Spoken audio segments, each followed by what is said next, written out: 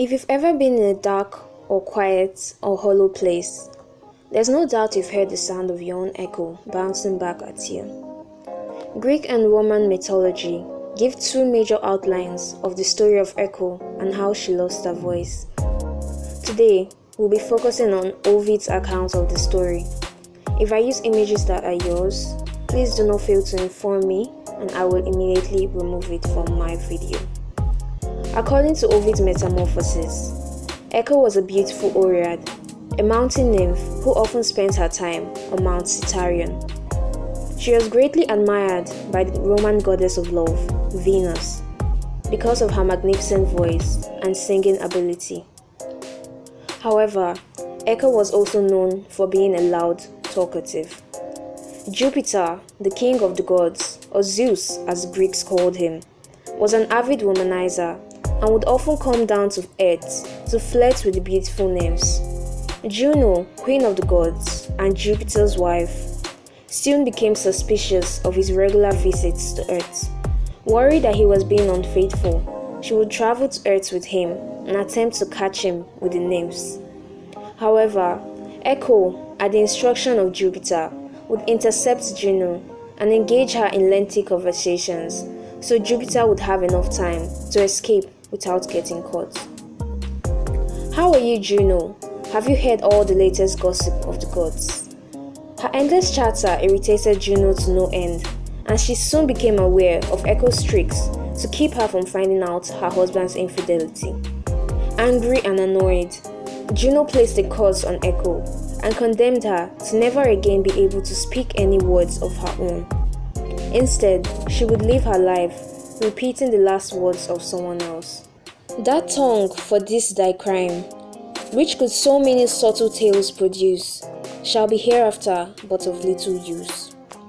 Echo lost her beautiful voice and could only faintly mimic the endings of people's sentences. Sometime after her curse was placed, Echo was alone in the woods when she saw a young man who had lost track of his companions in the middle of a hunt. This was the young prince, Narcissus. Seeing how handsome he was, Echo immediately fell in love with him and longed to confess her love, but she could not speak because of Juno's curse. Narcissus, on the other hand, was a proud man who rejected suitors all the time, male and female alike. Because of his pride and the many hearts he had broken, the goddess Nemesis, also called Rhamnusia, cursed him to live a life of unrequited love. While Narcissus was separated from his companions, he called out, "Is anyone there?" Echo, bound by her curse, repeated his words to him. Startled and confused, Narcissus demanded that the person come to him, only to be told the same. He soon concluded that the person must be walking farther away from him, since all he could hear was an echo of their voice. He called out, "This way, we must come together." Saying this as a reciprocation of her love, Echo repeated, "We must come together," and launched herself into Narcissus' arms. Narcissus was horrified and pushed her off, screaming, "May I die before I enjoy your body?" Echo could only repeat, "Enjoy my body," quietly, and ran back into the woods, humiliated and scorned. Narcissus, via the curse of the goddess Nemesis, stumbled upon a special fountain. When he laid his head down for a drink of water, he caught sight of his reflection in the water and fell madly in love with himself. Narcissus would spend the rest of his days obsessing over his reflection and mourning till his bones grew weak of hunger and starvation, and he died.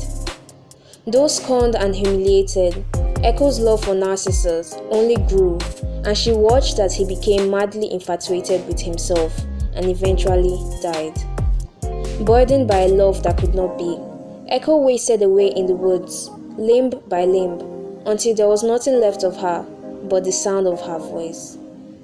It is said that you can still hear her voice in hollow caves, crying out to this day. That's the story for today. There will be a second part to this video where I tell the second account of Echo's story, including the full story of Narcissus. So subscribe if you don't want to miss that. If you love mythology videos and you want to watch more from my channel, don't forget to subscribe and hit the notification button so you'll be alerted of all new content.